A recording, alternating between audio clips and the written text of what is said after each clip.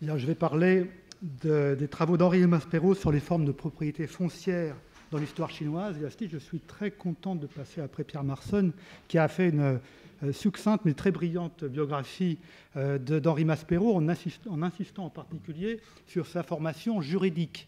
Et pour reprendre un peu ce problème de l'intitulé de la chaire de chinois, il me semble que, même si ça ne transparaît pas dans l'intitulé lui-même, il me semble que Maspero, c'est aussi le moment où, d'une certaine manière, la sinologie rencontre les sciences sociales de manière assez systématique.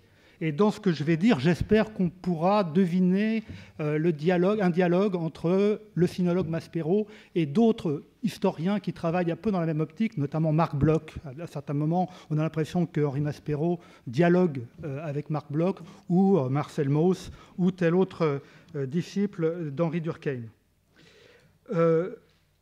Ces travaux, qui s'intitulent exactement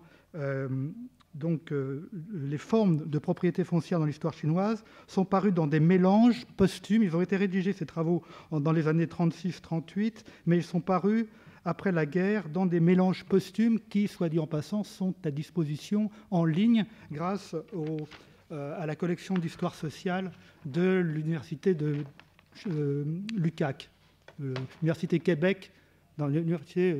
oui, enfin, je ne me souviens plus du titre, peu importe. Mais enfin, bon, c'est facile à trouver sur le web. Quel est le thème central? C'est le problème de la propriété des terres. Qui est propriétaire des terres en Chine? Est-ce qu'on peut parler d'un droit de propriété des paysans chinois? C'est une question absolument décisive pour un juriste, dans la mesure où, pour reprendre les termes fameux de Portalis, le plus éminent auteur de notre Code civil, la propriété est l'âme universelle de toute législation. Autrement dit, une législation qui ne reconnaîtrait pas la propriété serait une non-législation, ou pire encore, une législation sans âme. Et là, on devine que l'enjeu, c'est le problème du despotisme oriental. En effet, lorsqu'on lit un certain nombre d'auteurs, notamment Wittfogel, on s'aperçoit la question est posée de savoir s'il existe une propriété et si l'unique propriétaire n'est pas le despote, l'empereur. Et c'est une question à laquelle répond Maspero d'emblée dans un de ses travaux sur la terminologie juridique chinoise. Et là, je pense qu'une citation est nécessaire. Donc, selon Maspero, il s'agit en fait de l'interprétation de deux vers du Sheding, du classique des poèmes, donc du livre des Odes, dit-on parfois. Et voici ce que nous en dit Maspero. Quelques érudits chinois contemporains ont interprété deux vers célèbres du Sheding, citation, « Sous le vaste ciel, il n'est rien qui ne soit territoire du roi.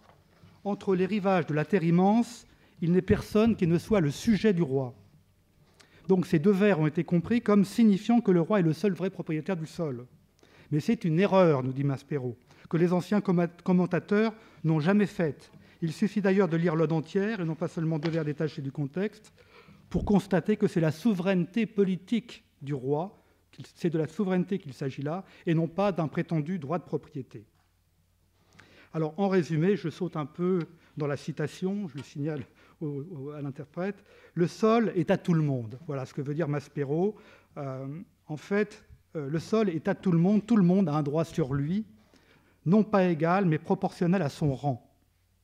Il serait un peu moins inexact de dire que la terre appartient au peuple.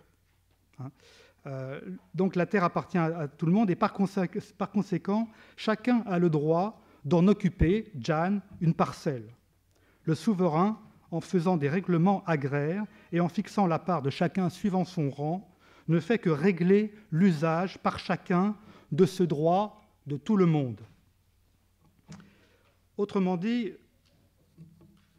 on hésite à parler véritablement de propriétaire, car lorsqu'on observe les termes chinois, on s'aperçoit qu'il s'agit de Dizhu, c'est-à-dire de maître de la terre, ou de Tianzhu, de maître du champ, au même titre qu'il y a des Ruzhu, des chefs de famille, et qu'il s'agit bien davantage là d'un rapport en fait de maîtrise ou de pouvoir que d'un véritable rapport de propriété. La propriété consiste, selon Maspero, plutôt en une occupation, dans le fait de l'occupation. Plutôt que d'un droit de propriété, on pourrait parler du fait de l'occupation. Et cela peut se vérifier dans le fait que laisser la terre en friche est un délit. Il existe un autre terme, là je continue à passer en revue les termes discutés par Maspero, les termes du droit de propriété en Chine, pour ensuite reprendre la question de manière un peu plus théorique, si je peux dire. Un autre terme définissant la propriété est celui de ye. Il est employé à l'époque des Tang pour désigner toute propriété foncière privée, nous dit Maspero. C'est ainsi qu'on trouve des propriétés perpétuelles, yongye, ou héréditaires, sheye, qui désignent la part des terres remises aux paysans à titre définitif, par opposition aux tenures temporaires qu'une famille pouvait occuper à titre viager, les Kofentien. Le maître du ye est donc plus proche d'un propriétaire, et pourtant, ye, à proprement parler, n'est pas exactement la terre elle-même, mais plutôt une occupation, une exploitation. Autrement dit, on pourrait comprendre le terme de yeju non pas comme propriétaire, mais comme chef d'exploitation. Et là, on en revient toujours à cette idée que ce qui détermine la propriété, c'est davantage le fait de l'occupation ou le fait de la mettre en valeur qu'un droit véritable. Et là, il s'agit de reprendre brièvement les trois fondements de la propriété.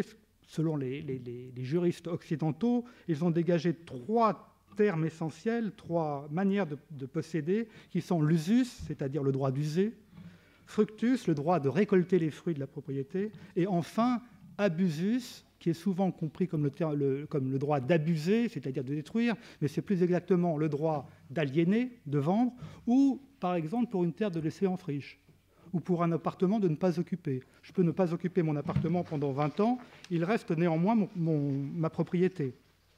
Or, c'est précisément cette troisième dimension qui semble manquer, ou en tout cas qui pose problème en Chine. En effet, j'en veux pour preuve un article du Code des mines et des Qing incriminant le fait de, ouvrez les guillemets, cacher frauduleusement des terres imposables. Je passe sur les deux premiers alinéas de cet article qui définissent une série qui disposent une série de sanctions contre différentes sortes de ruses par lesquelles on peut soustraire les terres à l'impôt. Et je ne citerai que le troisième alinéa qui envisage le cas où des paysans reviennent à la terre qu'ils ont abandonnée pendant un certain temps et qui donne par là même un aperçu de la conception que se faisait l'auteur de cet article, le législateur chinois, en matière de propriété paysanne. Donc c'est une citation un peu longue. C'est l'article 90 du Code des Qing, article 96 du Code des Ming. Quand les gens du peuple reviennent à leur canton et reprennent leur occupation, là c'est fouillé, reviennent à leur yé, si les adultes en âge de travailler sont peu nombreux et que leurs anciennes terres sont trop vastes, qu'il leur soit laissé tout ce qu'ils auront la force de labourer et de semer, et qu'un rapport soit fait à l'administration pour les enregistrer, et qu'on envoie des agents publics calculer la surface des champs et le montant de l'impôt. Mais ceux qui occupent une trop grande surface et laissent des terres agricoles revenir à la friche, pour 3 à 10 mous, c'est-à-dire environ 3 hectares, laissés en friche, qu'ils reçoivent 10 coups de férule, de petits bambous. Pour chaque unité de 10 mous laissés en friche, on ajoute un degré de peine, soit 10 coups, avec un maximum de 80 coups de gros bâtons, et que leurs champs soient confisqués au bénéfice de l'État. S'il y a, en revanche, situation inverse, s'il y a trop d'adultes en âge de travailler et que les anciennes terres sont insuffisantes, il faut s'en plaindre au magistrat local afin qu'il trouve des champs en friche à proximité où l'on évaluera la main-d'œuvre à employer pour la mettre en valeur. Et cette loi donc, a été codifiée au XIVe siècle par les Ming et elle est restée en vigueur jusqu'au XXe siècle. Il s'agit d'un lu, c'est-à-dire d'une loi fondamentale qui définit les règles permanentes de la législation. On a là une conception très particulière de la propriété. La loi ne nie pas à proprement parler la propriété, mais elle en fait quelque chose de très relatif. Et c'est exactement, je dirais, cette loi des Qing illustre très bien la manière dont Maspero nous incite à voir la propriété et l'intention dans la conception de la propriété de la part de l'administration impériale. Il s'agit de gérer au mieux les deux sources majeures de richesse, la main-d'œuvre et la terre, en s'efforçant de trouver le meilleur rapport entre les deux. La propriété n'est ni niée ni affirmée de manière absolue, mais c'est simplement l'un des facteurs visant à la meilleure mise en valeur possible. À partir du moment où celle-ci est assurée, l'État ne se mêle plus que d'établir l'assiette de l'impôt et de le percevoir, sans remettre en cause la répartition des terres. Mais dès qu'un événement quelconque, une calamité naturelle, des troubles sociaux ont troublé le cours ordinaire des choses, alors l'État va intervenir pour repartir la main-d'œuvre et sur les terres à cultiver. Alors la question qui se pose à partir de ce moment-là, c'est d'où vient une telle conception, comment est-elle apparue d'une part, et surtout comment a-t-elle pu exercer une influence aussi longue sur l'histoire chinoise. Et là, j'en viens aux deux premiers travaux de Maspero qui ne portent plus sur la terminologie, mais qui sont une sorte de fresque, une sorte de parcours à travers l'histoire chinoise pour essayer de déterminer l'origine de la conception chinoise de la propriété, et en particulier l'influence de certaines conceptions qu'on pourrait appeler collectivistes dans la bureaucratie impériale. Dans l'Antiquité, nous dit Maspero, il y avait deux formes d'appropriation du sol. D'une part, des grands domaines qui étaient concédés par le souverain, des zhou, à des dignitaires sous forme d'émoluments héréditaires, chelous, et ceci en l'échange de services. Bref, on a affaire à une féodalité, terme que Maspero discute s'agissant de la Chine, mais sur le fond, cette féodalité est assez comparable à ce que nous décrivent les historiens comme Marc Bloch. Cette forme de propriété héréditaire en recouvre en quelque sorte une autre qui est beaucoup plus difficile à saisir parce que nous ne la connaissons qu'à travers un prisme très déformant qui est celui en fait de textes classiques qui en offrent une espèce de vision stéréotypée. Et là aussi, je pense qu'il convient de citer les propres termes de Maspero. Le régime de la culture paysanne ne nous est connu que sous la forme systématique que lui ont donnée les théoriciens ritualistes du IVe siècle, avant Jésus-Christ, et que Mencius a exposé en détail. C'est ce qu'on appelle le système du Jing, le caractère chinois qui consiste en deux lignes qui se croisent et qui font une espèce de carré. Les terres sont divisées en carrés d'un li de côté, partagées à leur tour en 9 lots égaux de 100 mous, que cultivent en commun 8 familles de paysans. Chaque chef de famille a son lot, son champ privé, se tienne, dont la récolte lui appartient, et la récolte du 9e lot, qui est le champ commun, qui est en fait le carré central, appartient au roi ou au prince. Et à l'époque où les textes qui la décrivent parlent de cette organisation, elle n'existait pas. Cela ressort avec évidence du passage même de Mencius.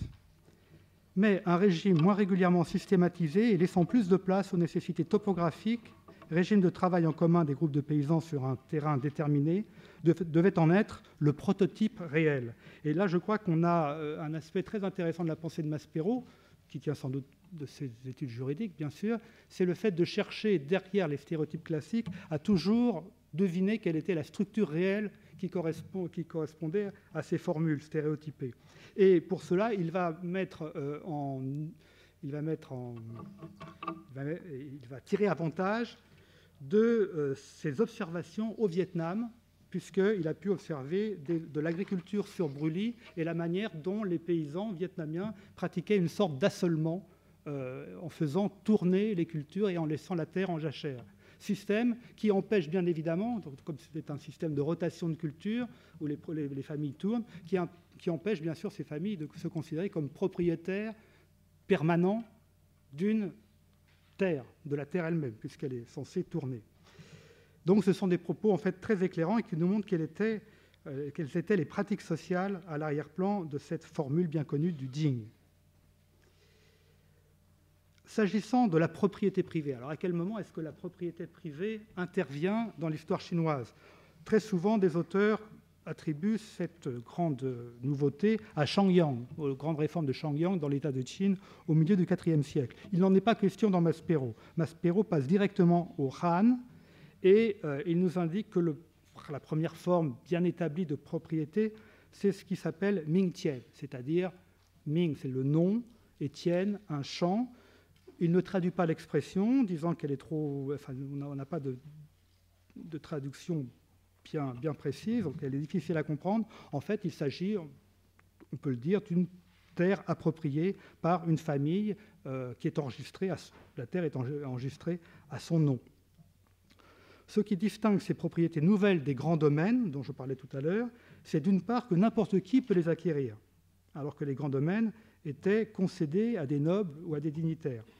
Et c'est d'autre part qu'elles s'acquièrent par l'achat sur un marché qui est si bien pourvu que les prix sont relativement bas, nous disent les documents anciens, et sont donc accessibles aux particuliers et en particulier aux marchands. Sitôt apparues ces formes de propriété, ces Ming-Tian suscitèrent de la part de l'administration des Han une réaction qui resta celle de toutes les bureaucraties impériales jusqu'au XXe siècle, à savoir la crainte que les grands propriétaires n'accaparent les terres, la crainte de la concentration foncière. Et sur ce problème, on a de très nombreux textes de lettrés qui se répandent en termes très véhéments contre les gens qui accaparent des terres, en particulier les marchands. Et on a aussi un certain nombre de législations qui s'efforcent de fixer, de limiter la taille des propriétés. Et il y a en particulier le fameux épisode de la réforme de Wang Mang au tout début de l'ère chrétienne, à partir de 6 après Jésus-Christ, qui essaye de revenir à un système plus collectif, qui essaye de revenir à une limitation telle qu'elle était prévue dans les classiques, les 100 mous de terre par famille, et cela provoque des révoltes absolument épouvantables, et on en revient à une certaine liberté de la propriété privée.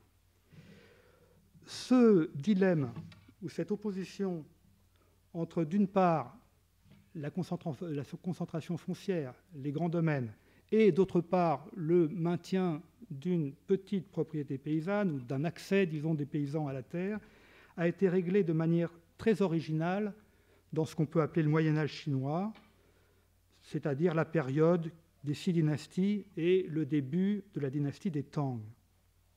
C'est ce que Maspero appelle l'époque des règlements agraires, du IIIe au 8e siècle après Jésus-Christ. Alors, paradoxalement, l'innovation consista en un retour au système du Jing, retour apparent à un système sanctionné par les classiques. Ce que Maspero appelle le chiffre rituel des 100 mous par adulte, se décomposant en 80 mous de champs ou de rizières, de cultures vivrières, et 20 mous de terre à mûrier pour la production de soie. La première partie était en concession viagère, c'est-à-dire qu'elle était remise à un chef de famille, proportionnelle au nombre d'adultes dans la famille, d'adultes mâles dans la famille, et ensuite elle passait à une autre famille lorsque le chef de famille atteignait l'âge de 60 ans. L'autre partie, les terres mûriers, restait dans le patrimoine de la famille. Alors, le grand avantage de ce système, qui s'appelle en général le système du champ égal, d'une tienne, ou de l'égalisation des exploitations, c'était d'entretenir une couche de paysans indépendants et assez à l'aise, en principe, pour pouvoir s'acquitter de 4 fonctions vitales. La production de céréales, l'impôt foncier, 1 mois de corvée et 1 mois de service militaire. Donc, au lieu d'une simple limite légale à la propriété, telle que les Han avaient tenté de l'imposer, l'égalisation des propriétés impliquait une réorganisation générale de la vie sociale et économique selon un plan préétabli, ce qui nécessitait un décompte très précis des ayants droit, une redistribution périodique, etc., toutes sortes de contrôles. Et sous l'apparente uniformité du modèle, on avait en fait une grande diversité régionale, un facteur de diversification important étant bien sûr la qualité des terres et le genre de culture qu'on pouvait y faire, mais le facteur de diversification essentiel, le plus déterminant, étant le ratio entre, d'une part, la quantité de main-d'œuvre disponible et, d'autre part, la superficie des terres cultivées. La taille réelle des exploitations variait en effet considérablement selon qu'on se trouvait dans un canton au large, où la main-d'œuvre était relativement peu nombreuse par rapport aux terres cultivées, ou dans un canton à l'étroit, où la population était dense et la terre rare. Or, le centre de gravité du système, c'était le bassin du fleuve Jaune, la Chine des cantons à l'étroit, dominée par des dynasties d'origine barbare, comme les Wei du Nord, par exemple, les plus célèbres, pour lesquels, nous dit Maspero, le problème était moins de faire cultiver une superficie donnée que d'employer le plus grand nombre de personnes possible à cette culture. Autrement dit, nous trouvons ici une conception qui est finalement assez proche de celle qui a été popularisée par les travaux de Karl Polanyi,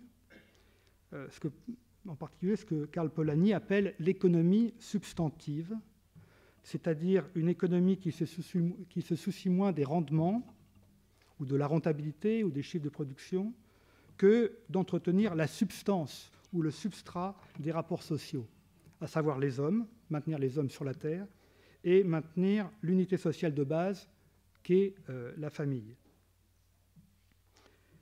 Alors Maspero, qui écrivait avant les travaux de Polanyi, n'idéalise nullement une telle conception. Il en montre le vice caché. En effet, si ce système du champ égal aidait à maintenir une couche de paysans sur la terre, en même temps, sa logique était de répartir les populations sur des terres déjà cultivées, où elles ne pouvaient qu'être de plus en plus à l'étroit, ne serait-ce que du fait de la croissance démographique. Alors que la solution aurait résidé, bien sûr, dans la mise en valeur de nouvelles terres cultivables. Or, ce système décourageait l'initiative individuelle et l'administration s'avérait, malgré des velléités et malgré un certain nombre d'activités, un piètre entrepreneur en défrichement. Alors, Maspero se livre ici à une généralisation hardie sur ce qui a fait, dit-il, le malheur de la Chine. Ça me paraît assez important pour que je fasse une citation un peu complète. Donc, le malheur de la Chine a été que pendant 10 siècles, les gouvernements successifs ont mis tous leurs efforts à entraver la constitution de la grande propriété privée, alors que celle-ci était seule capable d'étendre, dans certaines conditions, l'étendue des terres cultivées, et en tout cas de donner le rendement le plus complet aux extensions que faisaient les grands travaux d'irrigation ou de drainage du gouvernement. Et de ce fait, elle le fit dès qu'elle exista presque librement, à partir de la fin des Tang. Et c'est à partir de cette époque que commença le constant accroissement des terres cultivées qui a mené l'état présent, où les terres cultivables, non cultivées, ne sont plus que l'exception. Selon Maspero, donc, la grande rupture a eu lieu à la fin des Tang, à partir de la fin du 8e siècle, lorsque l'administration a renoncé à faire obstacle à la grande propriété au nom de fictions égalitaires. En fait, dès l'époque antérieure, et malgré les règlements agraires, on avait vu apparaître des domaines, des grands domaines, zhuang, que Maspero appelle des villas, par analogie avec la Rome antique, bien que la villa chinoise ait semblé d'une taille bien plus réduite que son modèle. Les zhuang, nous dit-il, étaient des domaines ruraux d'étendue variable, avec une habitation ordinairement entourée d'un jardin d'agrément pour le propriétaire. Ces villas se sont multipliées à partir de la fin du 8e siècle et sont devenues la réalité de la propriété à partir des Song. Dans le même temps, l'État commence à se comporter véritablement en propriétaire foncier en distinguant un domaine public, Quantian ou Quandi. Et ce domaine public, le nom est un peu trompeur, parce qu'en fait, l'État va le louer à des fermiers, à des taux plus élevés que l'impôt qui est prélevé sur les terres privées. Mais ce domaine public, en fin de compte, il est affermé et en quelque sorte approprié par un certain nombre de paysans qui payent une redevance à l'État. L'Empire tardif reconnaissait donc la propriété privée. Et ceci sous deux formes. Les terres publiques, donc les quantiennes ou quandi, que l'État louait à des taux assez élevés à des fermiers, et d'autre part les terres privées, les mingtiennes, dont j'ai parlé tout à l'heure, qui payaient l'impôt à un taux nettement moindre. Toutes deux peuvent être considérées comme des propriétés privées, car, nous dit Maspero, le paysan était libre de vendre sa terre, qu'elle soit classée comme terre publique ou comme terre privée. Alors, il existait enfin, ou plutôt se développait, la dernière forme de propriété qui s'est beaucoup développée à partir des Yuan et surtout sous les Ming, c'est celle des bénéfices. Le terme chinois est zhuangtian. Zhuangtian, donc on retrouve le terme de zhuang, qui était déjà celui employé sous les Tang, mais en fait, la réalité des Ming est très différente, puisque ces zhuangtian sont des très grands domaines, et ce sont des bénéfices qui récompensent les services éminents de grands dignitaires civils et militaires. Et à ce titre, et c'est ce qui est important, ils sont exemptés d'impôts et de corvées. Et ils le restèrent, malgré des efforts tardifs de l'État pour essayer de les imposer. L'État n'a jamais réussi à véritablement imposer ces bénéfices. Un tel privilège était à l'origine fait pour encourager le défrichement des terres incultes. Le bénéficiaire avait à recruter par contrat des fermiers qu'il installait sur son domaine pour le mettre en valeur. Mais en fait, il apparaît que des terres cultivées, habitées, furent souvent présentées frauduleusement comme incultes et les propriétaires dépossédés et transformés en fermiers. Probablement pas toujours contre leur gré, ajoute Maspero. Donc on a un développement d'une espèce de propriété parasitaire qui n'est pas imposée et qui va attirer une grande masse de paysans qui deviennent les fermiers de ces grands bénéficiaires. Le pire abus fut certainement le fait que ces grands domaines privés furent assimilés en fait au domaine public sous forme des bénéfices impériaux, huangzhuang. C'est-à-dire que les empereurs, ayant compris à quel point ces domaines privés étaient intéressants du point de vue du rapport, du point de vue de l'exploitation, se sont eux-mêmes constitués des véritables bénéfices en utilisant en fait les terres du domaine. Des terres qui avaient été confisquées par différentes méthodes, que ce soit par la confiscation politique ou que ce soit des terres tombées en déshérence et qui étaient tombées donc, dans le domaine public, vont être réappropriées par l'empereur sous forme de bénéfices. L'empereur devient un propriétaire privé du domaine public, en quelque sorte, ce qui est véritablement un abus caractérisé, qui a été dénoncé par un certain Xia Yan, qui était ministre, qui a fait un mémoire, qui a eu beaucoup d'écho à l'empereur Diading, et qui a simplement forcé celui-ci à transformer le terme de huangzhuang, de bénéfices impériaux, en terre publique, guandi. On s'est contenté de transformer le nom, mais la terre est restée appropriée par l'empereur, alors même qu'on l'appelait terre publique. Et de fait, ces grands domaines impériaux cumulaient toutes les tares des bénéfices privés et de l'État autocratique. D'une part, ils étaient absolument immenses. Par exemple, autour de Pékin, en 1489, les 5 bénéfices impériaux proches de la capitale s'étendaient chacun sur plus de 15 000 hectares en moyenne, tandis que les bénéfices privés se contentaient d'une moyenne de 600 hectares. Qui pisait, tous ces bénéfices étaient soustraits à la juridiction des fonctionnaires locaux. Ils échappaient complètement à l'administration régulière, ne dépendaient que du palais impérial. Ils avaient leur propre police, leurs employés, dirigés par un régisseur, qui ne se contentait pas de mener le domaine, mais semait la terreur alentour. Ainsi, selon un rapport envoyé au président du ministère des Revenus en 1489, ouvrez les guillemets, le régisseur et les policiers se réunissent en petites bandes, ils s'emparent des terres, se font donner des objets de valeur, déshonorent les femmes. Le régisseur met les petites gens des environs au travail des champs, du bénéfice, et il lève sa part sur chaque mot. Bref, un système d'exploitation caractérisés au nom, encore une fois, de la puissance publique. Alors, la dynastie mandchoue fit le ménage de tout cela, tous les bénéfices furent supprimés. Certes, une partie fut réutilisée pour, d'une part, les princes, pour la famille impériale, ou également pour installer les bannières des armées d'occupation, mais en fait, ils sont restés dans ce que Maspero appelle le droit commun, le régime commun. En effet, le propriétaire n'eut plus le droit d'y mettre un régisseur dirigeant l'exploitation et faisant lui-même la police de la population. Il dut affermer le domaine à un locataire principal, ce locataire principal lui-même prenant des sous-locataires, affirmant la terre à d'autres paysans. Maspero n'évoque que très succinctement la conséquence la plus importante des changements qu'il décrit sous les Qing. La chaîne formée par le propriétaire, le locataire et les sous-locataires du sol aboutit à une scission entre la propriété du fond, la propriété de la terre elle-même, et celle de la surface. Les fermiers, nous dit-il, surtout dans les régions riches, cultivant les mêmes terres de génération en génération, finirent par acquérir un droit légal à la surface du sol, tianmian ou tishang, à côté du droit du propriétaire sur le fond, tiandi. On peut acheter, vendre, donner, louer les surfaces.